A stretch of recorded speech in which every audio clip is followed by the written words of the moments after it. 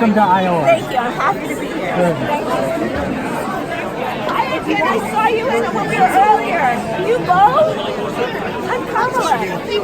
How you doing? Want to take a picture with me? Yeah. You gonna smile? Yes. Yes.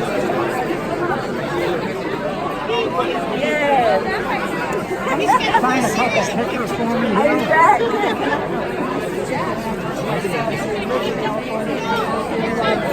Where's the California building?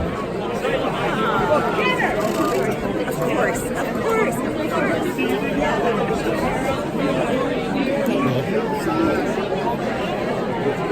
See you very often? Yeah. Good. Good. Are you good? Good. You are first. Aw, thank you. I'll be back anytime. Thank you. You are my hero. I mean, there's so few women of color that are running. I teach at Ames State. You are inspiring so many of our young African American women, Hispanic, Latino. Thank you so much. Thank you. Yes. There you go. Hi. How are you? Nice to meet you. What's your name? Kamala. Nice to meet you. Thank you. Okay, see you later. Hi. Nice to see you. Nice to see you. Thank you. I can't wait to see you. Did I know that I would sit next to you? Get a picture. Come on. Come on. Here we go. Got it, John? You're connected, and I always knew that. I want to know what you're going to do to change our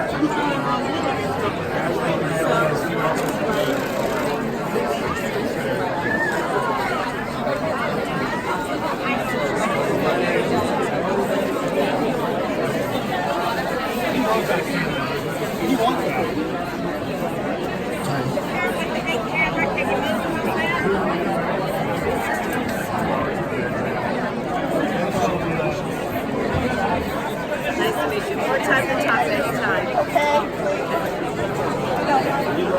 So like 2 more seconds here for shots for you guys.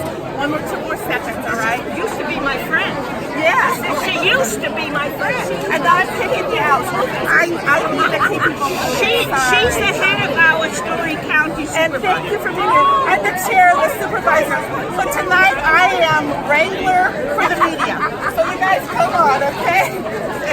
All right. Good for you. 1, 2, 3. Invest in kids!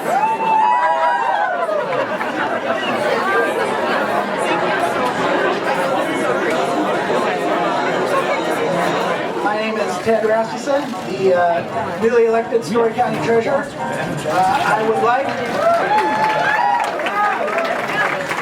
I would appreciate it if everyone who is able would stand with me, and we'll get this show going with the Pledge of Allegiance. So everyone who's able, please stand. I'd like that as own color. I'd like that very much. Okay.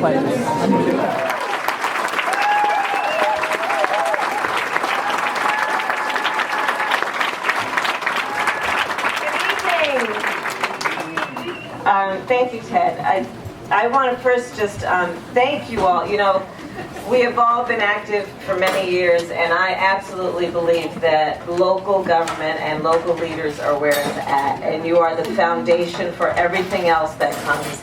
And so I want to start by thanking the Story County Democrats for your activism, for the leadership that you provide, because truly what you do at this level is a bedrock of what we do anywhere else. So congratulations for all the success, and thank you, and I'm honored to be here. And Jan Bauer in particular, I want to thank you, and Maddie, and all of the Story County Democrats for the work you do, and Governor Hickenlooper and Secretary Castro, I thank you as well for the leadership you have given our country.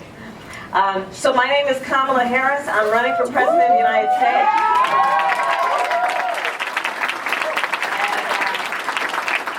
I announced my campaign about 4 weeks ago in my hometown of Oakland, California, and a lot of people have been asking me over the course of the last few weeks, why are you running? And And I'll condense the answer, but essentially it is because I believe that it is time to restore opportunity for all people in America. I believe it is time to restore truth and justice. How about that? And essentially, when it comes down to it, my sister Maya is here. She and I were raised by a mother who, you come home complaining about stuff, and the first thing she'd say to you is, well, what are you going to do about it? So I decided to run for president.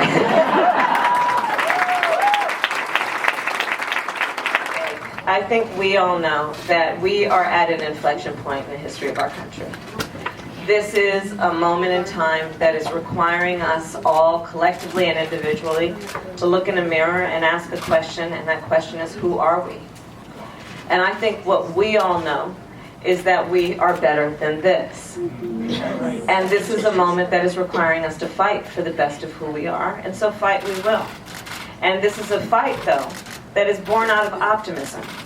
Knowing who we are, knowing what we can be, unburdened by what we have been.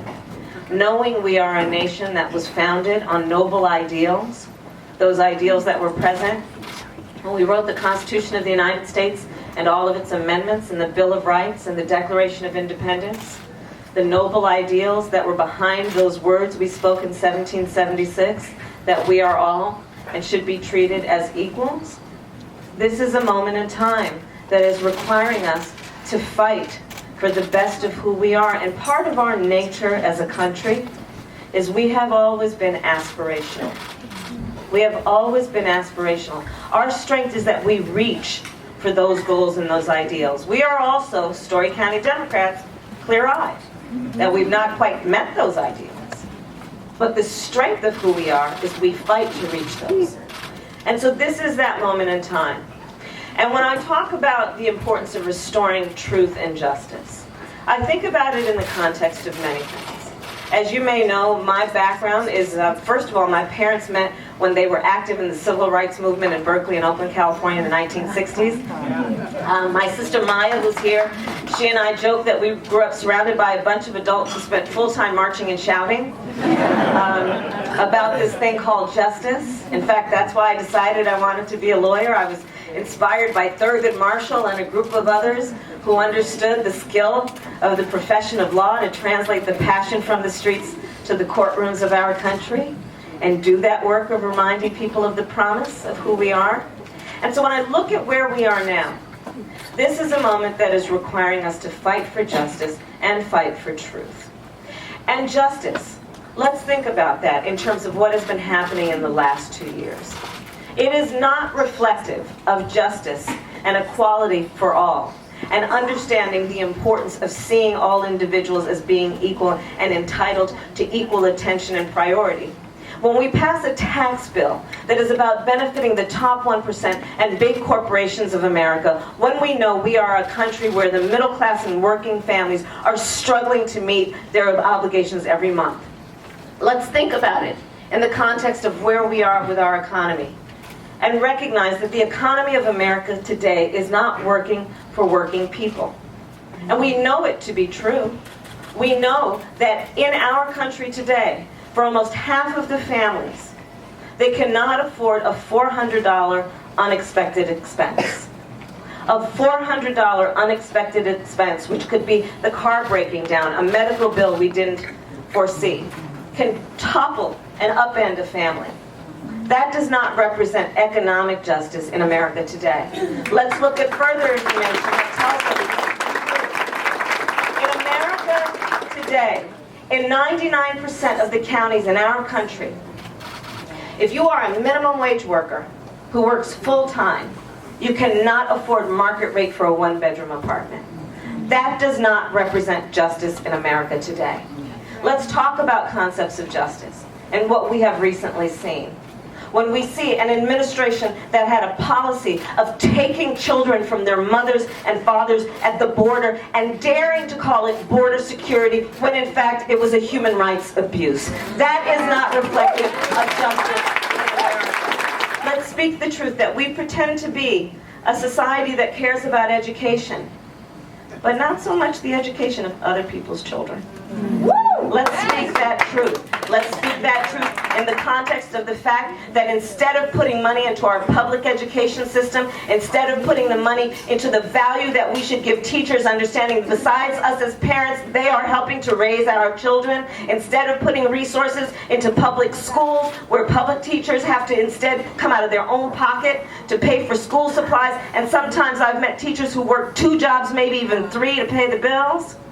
And instead of doing that, we are investing in a system of mass incarceration in this country. Let's speak that truth. When we wake up thinking that thought, it is never through the lens of some demographic a pollster put us in. And for the vast majority of us, when we wake up thinking that thought, it has to do with one of just a very few things. Our personal health, the health of our children or our parents.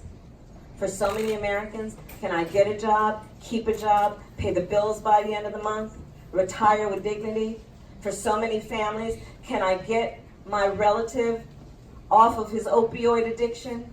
For our students, can I pay off those student loans?